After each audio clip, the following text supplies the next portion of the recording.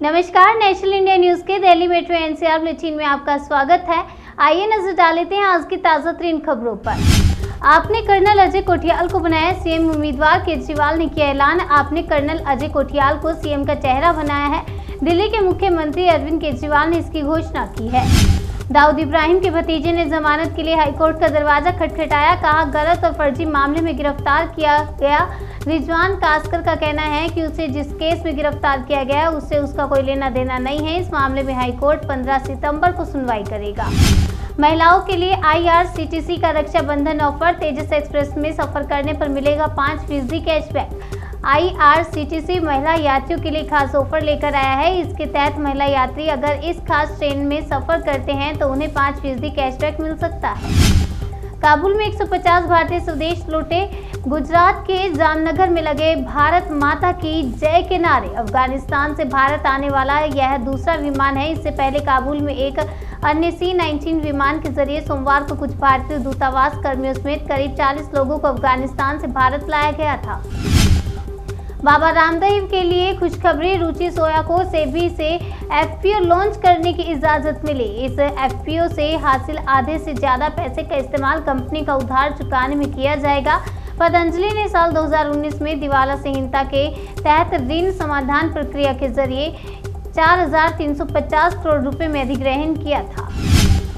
भारत में वैक्सीनेशन का बना नया रिकॉर्ड। 24 घंटे में 88 लाख से ज्यादा लोगों को लगा टीका। भारत में अब तक 55 करोड़ 47 लाख लोग वैक्सीन का टीका ले चुके हैं, जिसमें से 43 करोड़ 12 लाख लोगों को पहला टीका दिया गया है और 12 करोड़ 35 लाख लोगों को दूसरा टीका भी लग चुका है।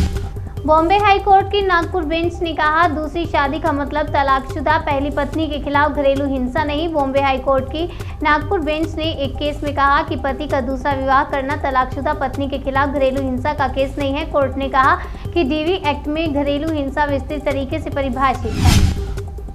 हरिगढ़ के नाम से जाना जाएगा तालों का शहर अलीगढ़। जिला पंचायत बोर्ड बैठक में प्रस्ताव को मंजूरी। यूपी में नाम बदलने की सियासत एक बार शुरू हो गई है। फिर से ताला नगरी के नाम से मशहूर अलीगढ़ अब हरिगढ़ के नाम से जाना जाएगा। जिला पंचायत बोर्ड का बैठक में इस प्रस्ताव को मंजूरी मिल गई है।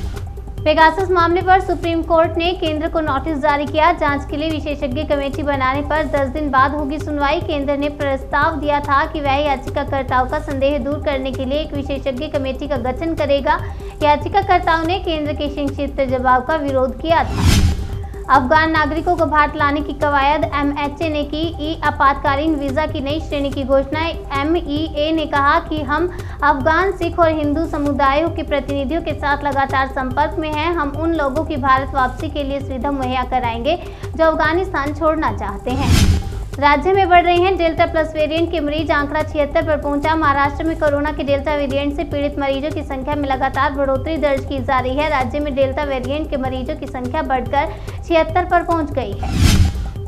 काबुल से भारत लौटे भारतीय राजदूत और कर्मचारी। भारतीय वायुसेना का C-17 विमान लैंड। 2 दशक तक चले युद्ध के बाद अमेरिका के सैनिकों की वापसी से 2 सप्ताह पहले तालिबान ने अफगानिस्तान पर कब्जा कर लिया है।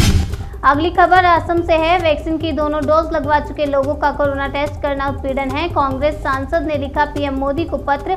कांग्रेस सांसद रिपुन बोरा ने यह भी कहा है कि पूरी तरह से टीका लगवा चुके यात्रियों के लिए असम आने पर रैपिड एंटीजन और RT-PCR जांच अनिवार्य रूप से कराकर राज्य सरकार विरोधाभासी नीति अपना रही है।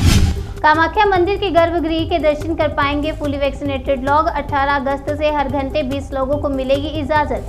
कामाख्या मंदिर असम की राजधानी दिसपुर से लगभग 7 किलोमीटर दूर है। ये शक्तिपीठ नीलांचल पर्वत से 10 किलोमीटर की दूरी पर स्थित है, जहां न केवल देश के लोग बल्कि अलग अलग देशों से भी इस मंदिर में देवी के दर्शन करने आते हैं।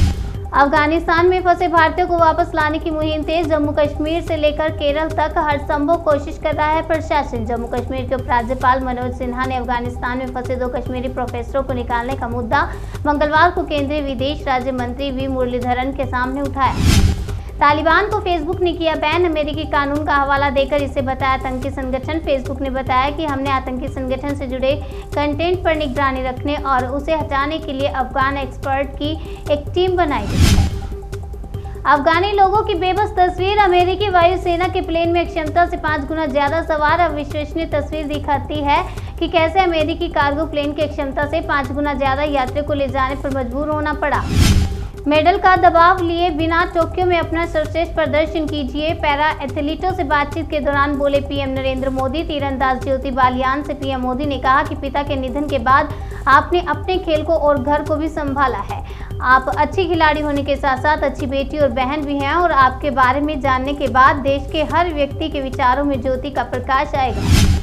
डोकलाम के बाद सिक्किम सीमा पर कई बार हो चुका है भारत चीन के बीच विवाद। सेना ने हर बार नियंत्रण में की स्थिति। लद्दाख गतिरोध के बाद चीनी सेना ने सीमा के दूसरी तरफ बुनियादी ढांचे और रणनीतिक विकास में तेजी से वृद्धि की है। ऐसे में भारत को भी खुद को मजबूत करने के लिए कोशिशों में तेजी लाने की जरूरत है।